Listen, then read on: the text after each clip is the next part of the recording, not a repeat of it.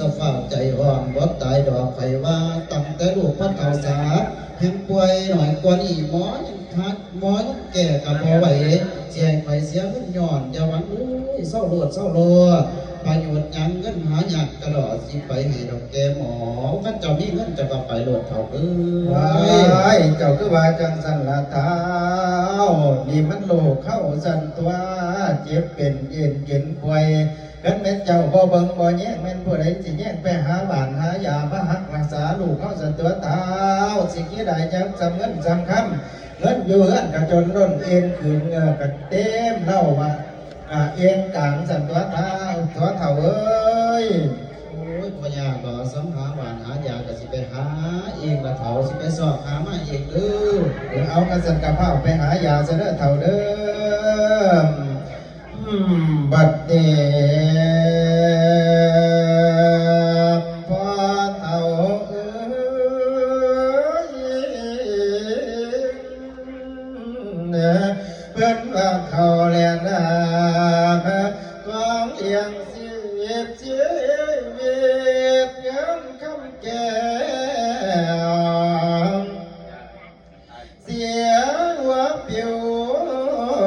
เสียหัวปวดตัวเจ้า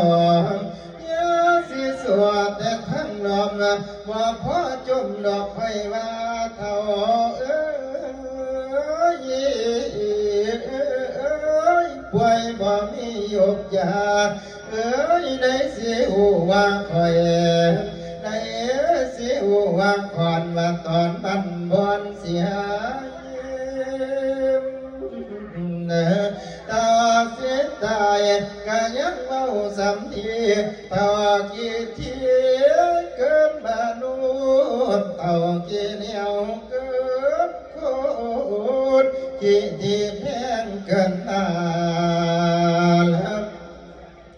เสียขายาข้าว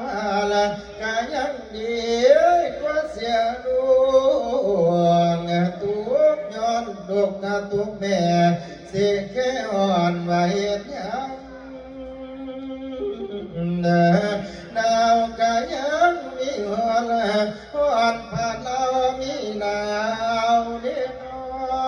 วกับเย็นมีกันเกิดบ่เปลี่ยนแปลงค่อยเกี่ยวมีของพร้อมกายังเห็นของแท้ของเกี่ยวว่าแก่ซอยมีมาคอยกายังเห็นหมูกี่ว่าค่อยแก่อ่อนมาคอยย้ำเมื่อลูกอ่อนน้อยเกิดเจ็บป่วยว่าลูกขาดเอามันดาจะต้องหาตั้งเก็บมัวหลอกหาทั้งหลายต้องเยียวยากระดันถือปากเกิดพอน้อแบ่งปากเกิดพอแบ่งเสียเจ้าเด็กเจ้าสิเพลงสันเดภาษา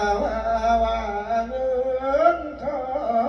งของนอกกายบ่คุ้มทนตาบ่ตายของอะไรลูกนั้นคือนอดวงใจคือแต่งเพลงคือแก่ปวดแทบเนื้อถึงกูปวดเศร้าไกวและเจ้าตายเอวลูกกันยังเจ้าบ่สั่งหนึ่งหอหนักอยากเหมือนพันกิโลมาสั่งเอาแต่ใจตัววางงสักปัน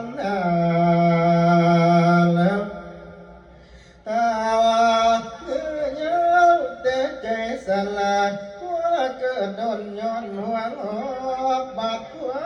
เสียจนล้อมคอคนเสียหัวหลอกล่อบอกให้พอเลือดไหลมาถูกตายจึงเอาเส สียห้องห้วยไปฟังเด้อน้องเอ้ยหรือจะสังโนบุตาอยากให้ไกลแต่ดนพูนทุนหลว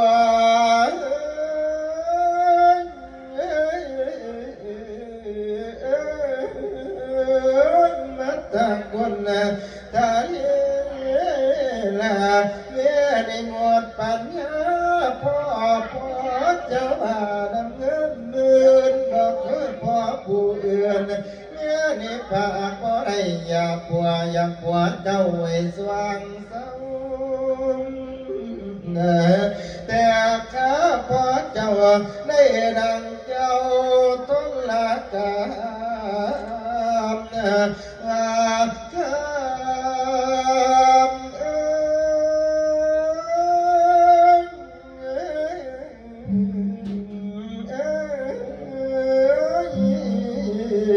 แม่คิดนำคำเยินแต่ว่าพอเธอเป็นบาปเมาเงินเท้ากว่าของเขาเมาสมบัติกว่าเมาสาเว้าไปบ้าเว้าบ้าไปตัวส่งเสน่ห์ตุนหัวพอเมียเงินเป็นล้านนากันใครบ่รักษาส่งเสน่ห์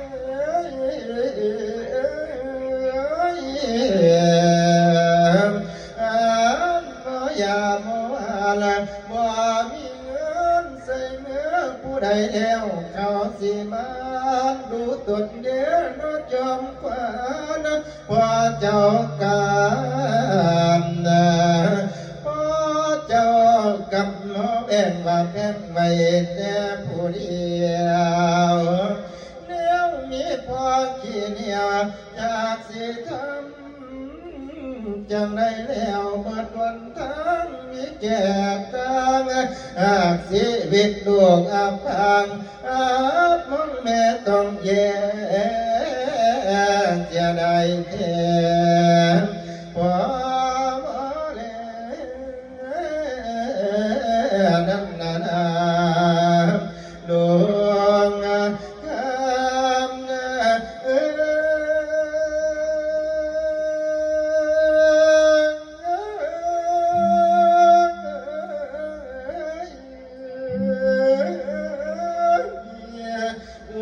ค